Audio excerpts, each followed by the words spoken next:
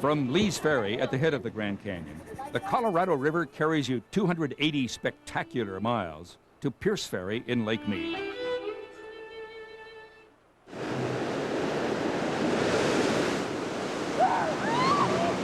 There are 160 rapids, and some of them will scare you. You can get to know the river in a motor raft,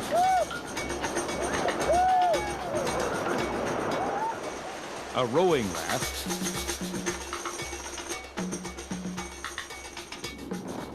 or in a dory. Either way, you're all wet. Dozens of side canyons bloom and sparkle within easy walking distance from the river.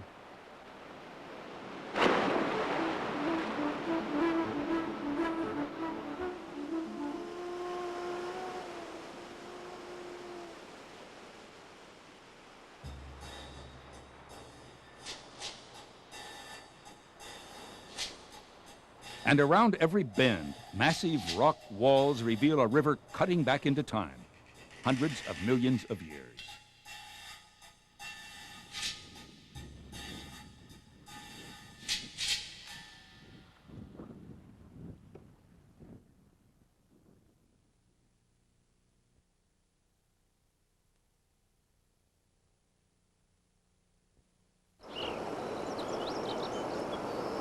Lee's Ferry, Arizona. Early. Songbirds and river runners test the morning together. What are we waiting on there? Big white water beckons just downstream.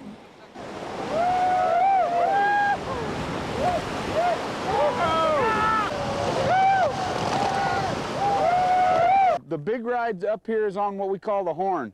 And hold on. Lead pilot Butch Hutton explains the possibilities. And lean forward. When you see a wave coming into you, don't sit up and take it sitting up. Lean into it, or it's going to pick you right off.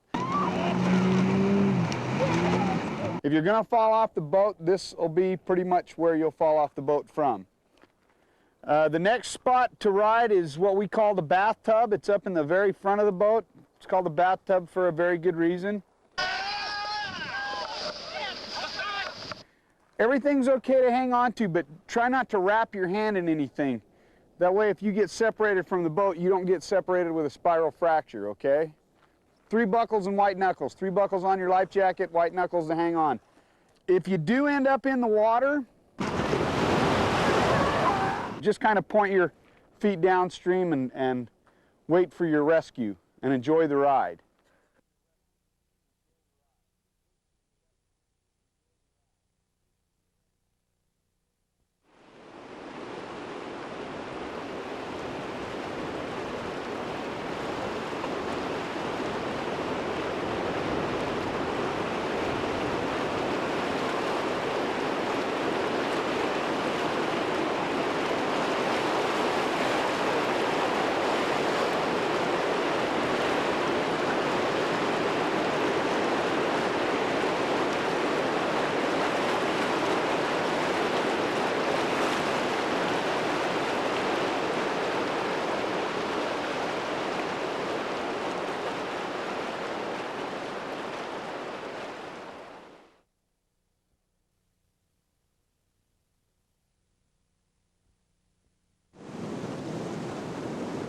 River guide Stacy Woodard, with 18 years of Grand Canyon experience, takes on Granite Falls Rapid in the sport dory.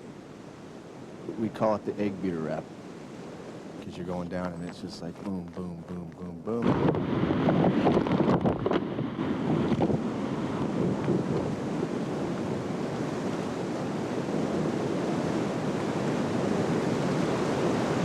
You have to turn the front end of the boat into those lateral waves, and if you don't, and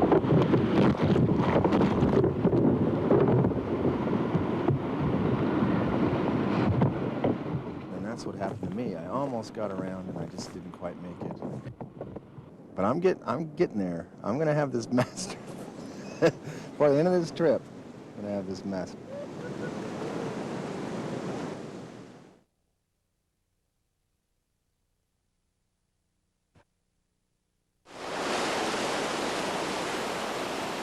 Crystal Rapid is no place to play.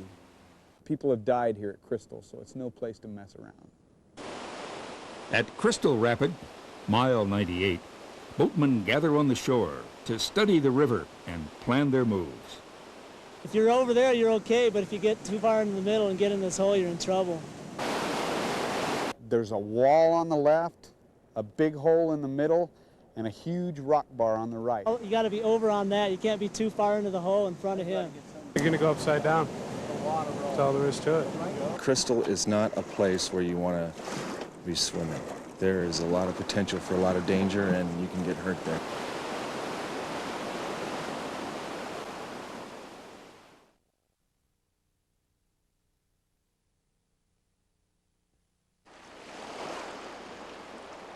The river changes daily. Until 1966, Crystal Rapid didn't amount to much. In December of that year, a huge storm sent house-sized boulders thundering down Crystal Creek to clog much of the river channel and create what many consider the most dangerous stretch of rapid on the Colorado. Yeah, it's pretty tricky, and the worst thing is, you know, there's so many holes, so many chances of getting into a hole and flipping. Before they built Glen Canyon Dam in the early 60s, the Colorado's own seasonal floods would have cleared away some of the boulders. Not anymore. Today's regulated flows leave the boulders in place and the boatmen anxious. That'd be a good rescue spot. What's down below is even worse, you know, because you've got a big gravel bar that you can get locked up on, or you can go on down and just keep going because it's rapid after rapid after rapid after this. So.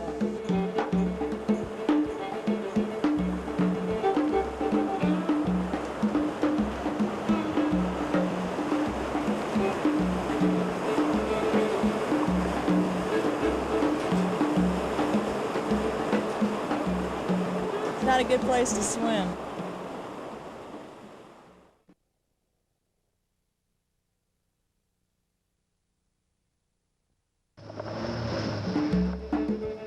This is Sapphire Rapid, just past mile 100.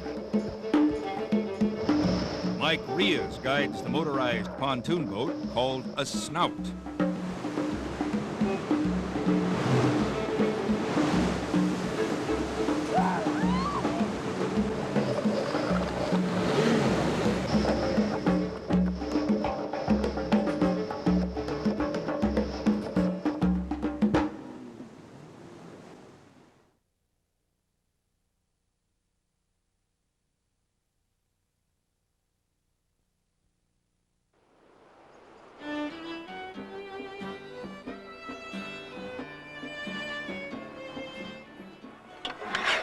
Add a little more garlic to this. Son, you're a cook, huh? You know everything.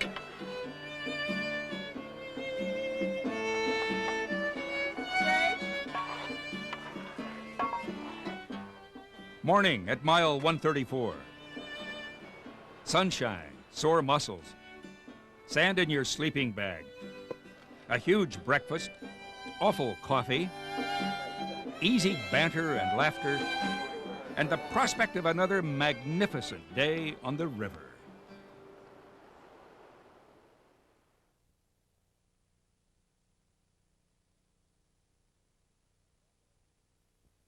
Rob, what I need you to do is high side the boat. You've got to keep it level. Every time it tilts, you're counteracting that tilt.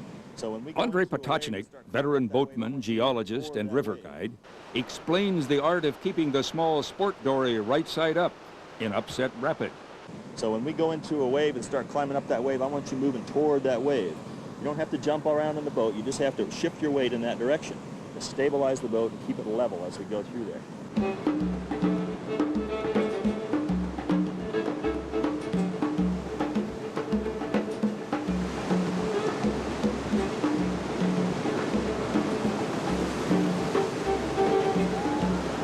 Once we started falling that way, we couldn't get our weight back to the other side and just went on over. But we're kind of fighting it, you know. It's like, oh no! I want to go again. I wanted to get right back in and climb back up and do it again. That's a ride. That's a great ride.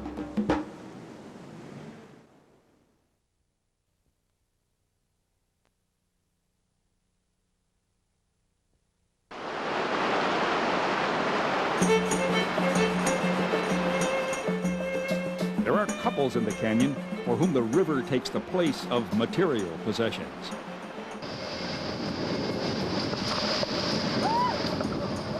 Bev Kaifa lives in St. George, Utah. Mark Kaifa lives in Page, Arizona. Both are river guides, but they work for different companies. They meet when they can, mostly on the river. I prefer this type of lifestyle, simplicity. You know, you don't own much, you can get up and move real easily. If something comes up, you can do it. You don't have to put the dog in the kennel and get somebody to watch the house and pay to make the house payments. That's because there is no house, no shared residence except the raft, the river, and the canyon. The canyon tends to put things into perspective, first of all. You have to play as hard as you work. You have to have a balance in everything. We're paying our bills, we're saving money, and we're doing what we want to do. And when Mike and Bev have second thoughts about their way of life, it's their older, more settled passengers who tell them, keep on. Yeah, the older people are always the ones that says, you know, I did what society says. I worked all my life, I saved money, now I'm retired, and I'm too old, I can't even hike up the side canyon and enjoy this place. And so they're the ones that are really pushing us to keep going, do what we're doing.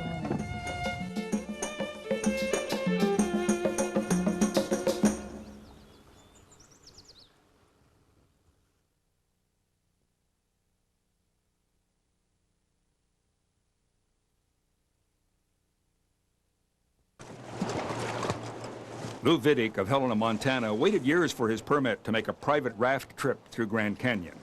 All this stuff is watertight and floatable and actually supports the raft when it's upside down. A retired barber, Vidic spends much of his time challenging the toughest rivers of the West in his small catamaran. This boat catches the waves real hard and just try and keep it straight. As the holder of a private permit, Vidic leads a Montana party of 9 on this trip with 5 rafts. He's run the Colorado as a commercial passenger, but never before on his own.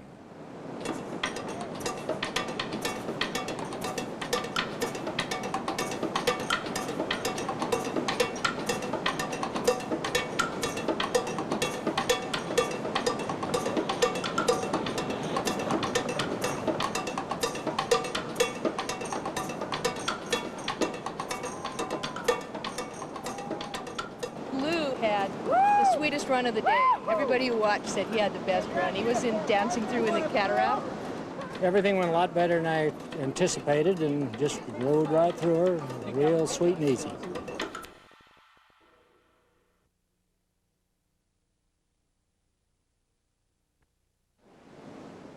Kayakers on the Colorado face the same decisions as boatmen, but with more likelihood that they'll flip over. That likelihood becomes a sure bet at Lava Falls. One of the rapids where the kayakers can't avoid the big water. We have to go right through it too.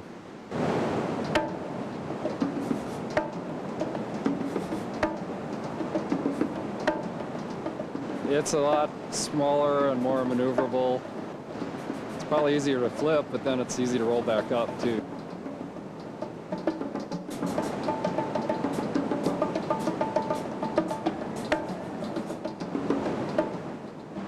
Feel every little thing usually, and you want to aim your boat so you hit it right, because you'll get carried. You can get surfed way across the river if you hit things the wrong way.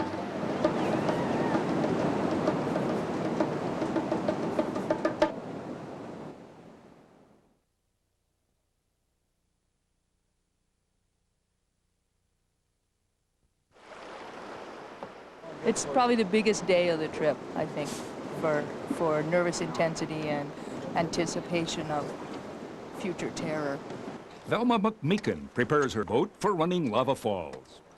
She installs telephones for a living in Bozeman, Montana, and heads for the river at the drop of a hint. When you have a good run at lava, it's an adrenaline rush like nothing else I've ever felt. You get through it and just let out this primal scream of exultation, just going, yeah. I'll be down on my knees here, just like this, for a low center of gravity. And when I see a wave coming, either from the front or from the side, I'll lunge for the tube like that. That's called punching a wave. It changes the balance of the boat. He's a great wave puncher. On a rock 50 feet above the biggest rapid in the canyon, boatmen gather to talk it over.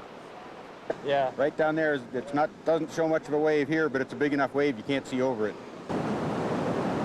That third hole down on the bottom, all that's going up on that rock. That'll nab you too.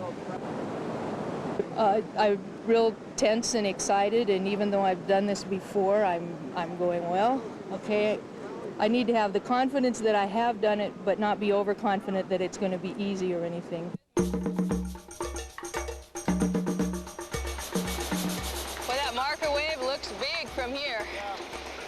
I'm going to get out just a titch. You're going along, and the river disappears from you. There's a 37-foot drop here. Punch! Punch it! Punch big! Okay, be ready for the V wave. Punch! Punch her!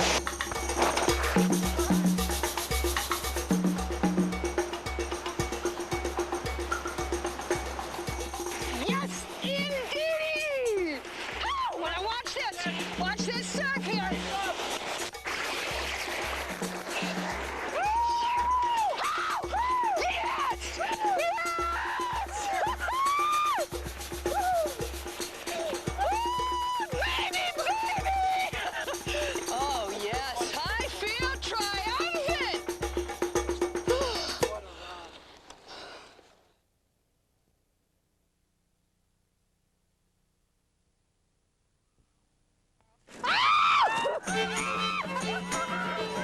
Alive below lava is the cry of wild celebration downstream from Lava Falls on a sandbar known to river runners as Tequila Beach. Lava punch, it will always eat your lunch. Any fool can be miserable in the wilderness. The lava party's especially intense if you've had a scare a few days earlier at Crystal Rapid. The first time we flipped in Horn, and then the second time in Crystal, two rapids had flipped in front of us. So we sort of decided to do the right sneak, and we got into the second lateral. We got swept in. Huge wall of water. I was swept out and sort of spun around a couple times, and when I came up, John was still upright. So how did you feel going into this one? Terrified! Happy, exultant. Yeah! Let's go run it again, you guys! Yeah! Here's to the canyon Yeah. and the river. Hell of a ride.